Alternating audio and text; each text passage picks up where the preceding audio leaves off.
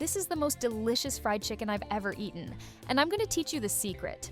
I've cut 2 chicken breasts in half and will make a few holes in them with this fork so the seasoning penetrates well. After making holes in all the pieces, I'll set them aside and move on to the next step. In a bowl, I'll add 1 teaspoon of salt, 1 teaspoon of paprika, half a teaspoon of black pepper, 1 egg. Now, I'll mix everything well with a fork. Take your time. This recipe is super easy to make, but there are a few special ingredients I'm about to show you. I'll dip all the chicken pieces into the sauce I just prepared. You can place them all in, just like this. Mix everything thoroughly, even using your hands, just like this.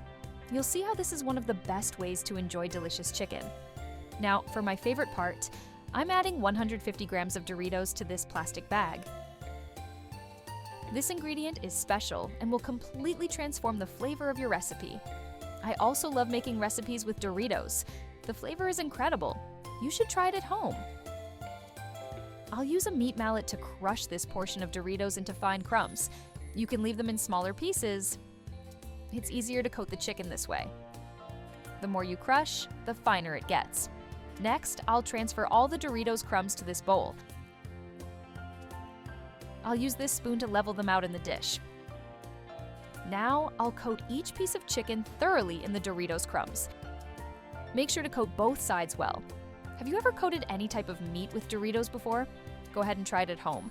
You'll see how amazing it tastes. It's perfect. And before I forget, let me know which city you're watching from so I can send you a special shout out. Today's shout out goes to Miguel Ferraz from Sao Paulo.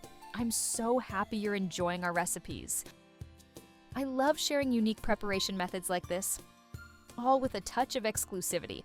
After coating all the pieces, it's time to move on to the next step. I have a pan with preheated oil, and I'll fry all the chicken breasts. Once they start to brown, you can flip them to cook the other side.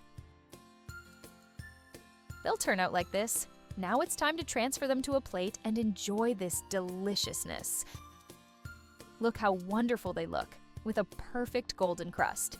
You'll fall in love when you make this at home. Not only is it flavorful, but it's also super crispy. I made this yesterday for my friends, and they loved it so much that they asked me to come here and teach it to you.